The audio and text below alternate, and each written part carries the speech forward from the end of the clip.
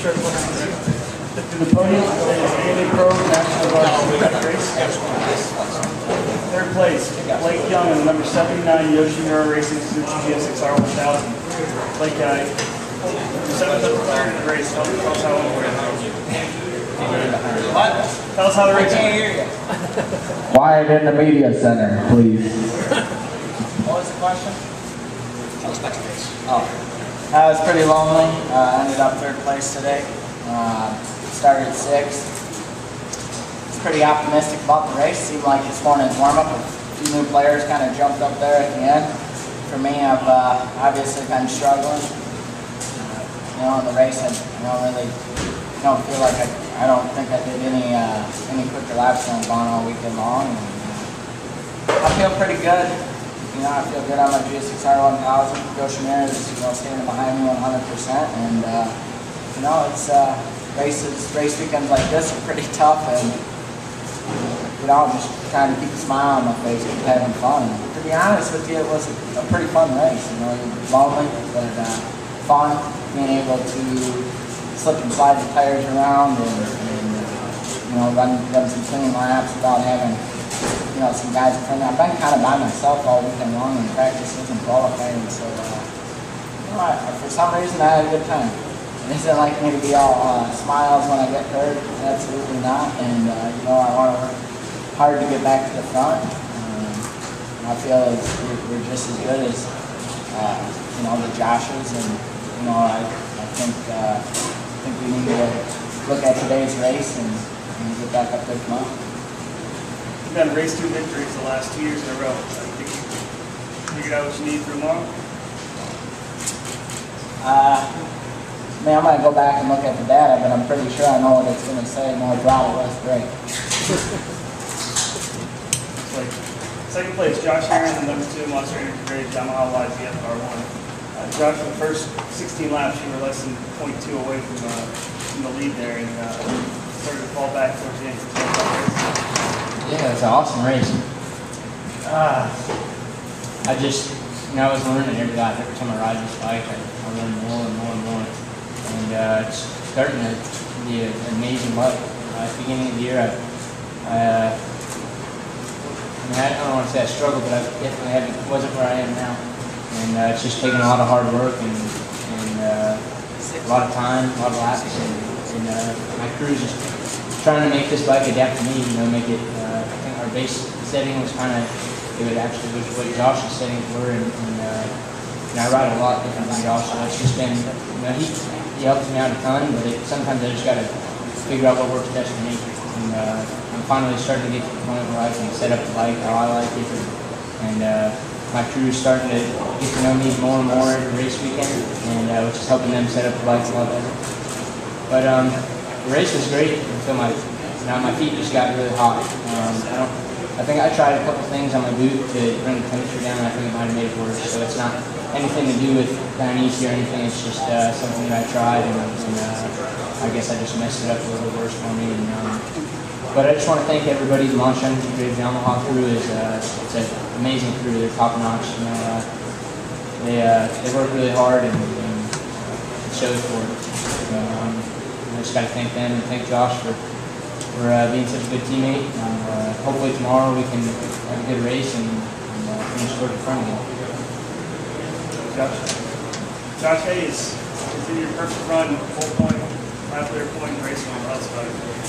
I think he's learning way too many of my tricks. No, it was a fun race. It was exactly what I expected. It was extremely hot, very slippery. I kind of got to the front. I did a couple pretty good laps, and I didn't get away from him. I could hear him right behind me. It took me probably 5 or 6 laps before I started looking at his board, because I knew it was him next. So what's his board say for a gap? And once I realized that it was just the 2 of us, and we had a 3 or 4 second gap, I kind of relaxed a little bit, because I figured my lines are probably pretty hard to pass around. I kind of move towards the inside and brake towards the inside. It's just kind of how I roll around the racetrack.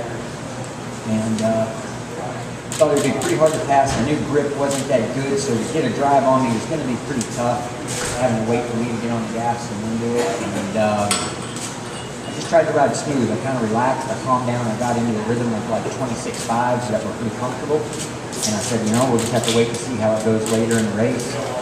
And then, you know, it kind of worked in my favor that eventually, you know, all it takes, if he's hanging on at that pace, all it takes is one mistake and a half-second gap, and all of a sudden I can't exactly mimic what I'm doing, and maybe it gets a little tougher to hang on, and it's definitely going to be hard to make up for that. I was comfortable doing the 26.5s, but I didn't think I could go really any faster, but I could do that without making mistakes every lap. So, figured if I could just stay in that rhythm, it'd be good, and finally the gap opened up, you know, a little bit, and I relaxed and stopped braking so late into the corners because I didn't want to make any mistakes and throw it away. And, I'm glad I was able to finally get a win here at Barber and in front of my family and friends. And big thanks to my team who've done just an incredible job this year. Our bike is so good. Every time I go on the racetrack, it allows me to just focus on riding it well. And you know, Dunlop did a great job this weekend. I think the tires were as good as to be expected in these conditions. And technique, the ride, TCX, you know, in this heat, it's hard to stay cool and comfortable, and, you know, I think the equipment definitely does a good job of helping us hold on to this distance. So, big thanks to you. This is also the first win for Yamaha in the Superbike division at Barber. Great job. Any questions? Josh, when you put your feet out, was that you trying to pull down, or were you letting? Yeah, I was just trying to, there's a lot of heat that comes off the motorcycle right at the brake, so I was just trying to get them out in the air and see if it would work. It helped a little bit, not a ton, but I figured anything at that point just because they were so hot. And that one lap, about the 17th lap, when the lead went way up, what was Yeah, I just saw 11 seconds on my board, and I figured, you know, I didn't think I was going to make it today, and actually I wouldn't have made 10 if I was trying that hard. And I just wanted to play smart, get some points. I think we really got some power in the points this weekend. You know, I'm just trying to, this is really just a learning year. It's not, I always want to win, but it's not worth falling down or doing something that I shouldn't be doing. So. Did you plan on following Josh the whole time, or would you have taken the lead if you had a chance? I would have taken the lead if I had Jesus if his hop on that bike. That's exhaustion, like right in your face. It's like right behind your body. Last year I was behind 2 bikes, it was even worse. So I definitely would have taken it. I mean, he was riding a little different and get around it. You can see it in the temperature of the bike. Bike temperature actually goes up when you're riding behind bikes versus being in front of them. And the R1, I've had problems for a lot of years with how hot your feet get on the bike. It's just, I think, a product of the body, pushing the air out of it. It is what it is. Is that the best lesson you had so far on the Superbike? Yeah, that's the most laps I've got behind. I mean, he's won 2 championships in a row for a reason, so it's nice to be able to sit behind him that long. And I'm sure Yamaha like it too. So.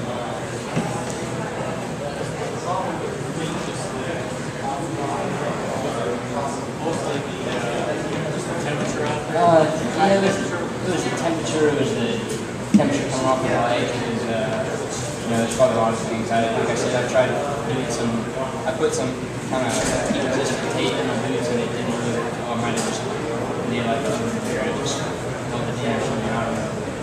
It was just a combination of things. I figured I ran out of practices to try stuff in, and I wanted to try something, so I tried, you know, at least for tomorrow.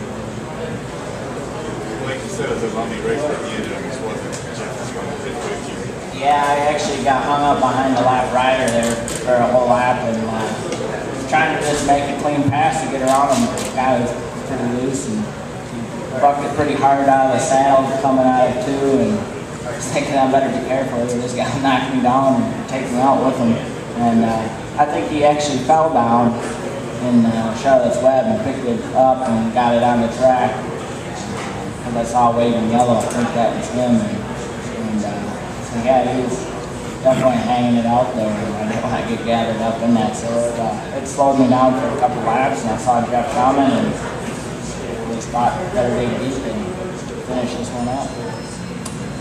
Lappers today, I thought were particularly late about getting there.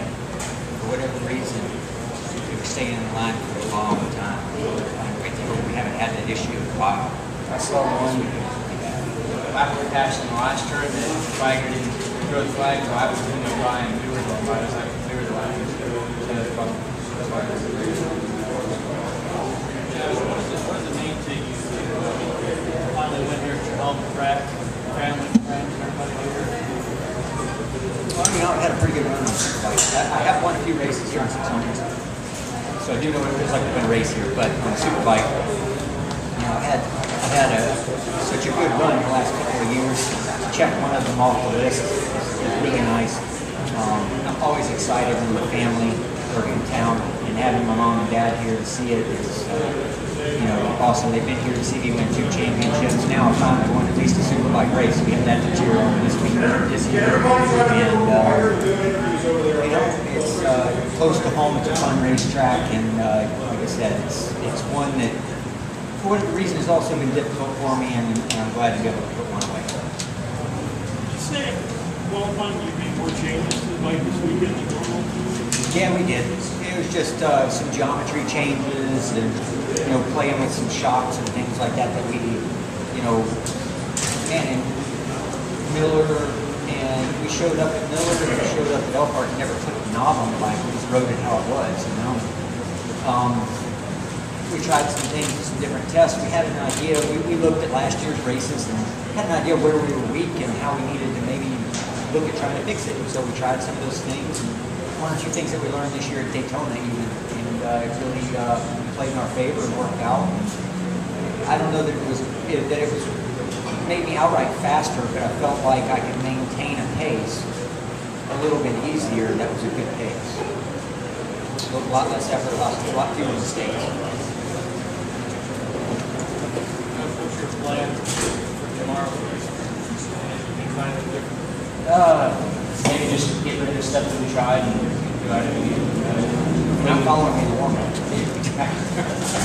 I know that Blake's definitely going to go back and try and improve on what he did today. So I have a feeling he's going to be closer tomorrow. But if he's struggling a little bit and I'm going to pull lead on like I did today, that would be nice and help a lot. But I have a feeling that's not going to happen. At any point at the end of the race, we thought you might not be able to take That always goes through your head. But if I would have stopped racing, that'd been pretty bad. So that would have been awful. Thank you guys.